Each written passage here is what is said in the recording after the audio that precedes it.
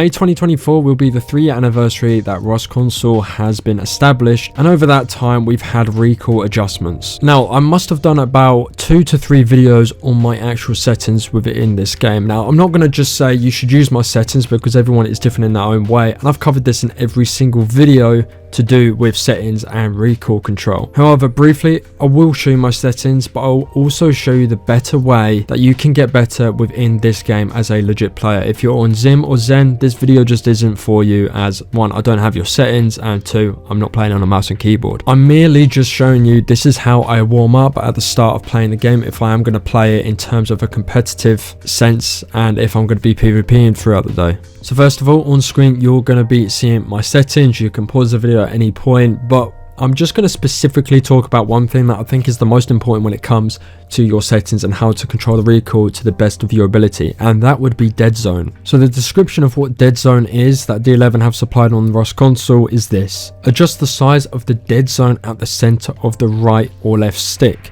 which determines how far you must push the stick before input is registered. So if you have, let's say, your dead zone left and right set at 10%, you're going to have to push more, or that it requires more force for you to push your stick down or left or right or whatever for it to then register. Whereas if you have it on a lower setting such as 2 or 3%, you're going to have to push less and it becomes more sensitive. So for my dead zone left and dead zone right, it's 2% left and 3% right. As I've said in the past, it's easier than ever to get better at the game when it comes to your individual style of play and what settings you like to play on, because back when I started playing this game, you didn't have aim training, target practices or any of that. You needed to actually go out on vanilla servers and lose loot to then gain it back when you get better eventually. So hop in an aim training, or if you have your own server, set up some flame turrets since they give the same hit markers as they would if you're shooting your opposition. And here you can see the side-by-side comparison of the AK spray and then quickly my spray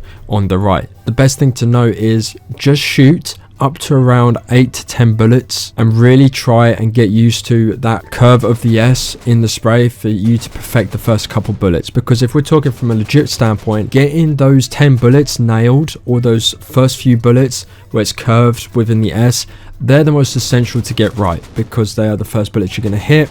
You need to make them count. Very rarely on this game do you see yourself having to use 30 bullets unless you are from long distance.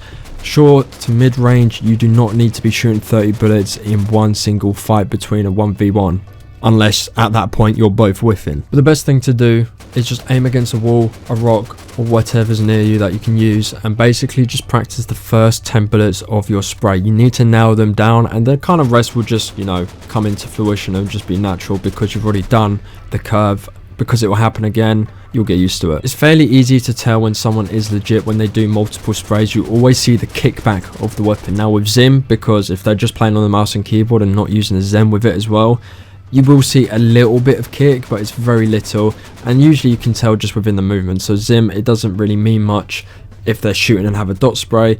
It's normally, you kind of tell when someone's on mouse and keyboard through their movements and sensitivities. If anyone wanted to ban mouse and keyboard users, best not to judge on how they shoot a weapon, but rather how they move and navigate throughout the game. So if you practice long range, short range, get used to the kick, get used to that first 10 bullets, and if you can nail them, you'll be fine, believe me. I'm nowhere near the best, but I can somewhat hold my own, especially against people that are on devices that have that advantage. And anyone that calls you bad, that you're playing on a legit controller, do not take it serious or take it to heart whatsoever. Especially when you're legit, there is literally no point in taking any of those comments to heart, because you're not going to be the best every single day. You're going to have some days where you're just really bad at the game, some days when you're really good.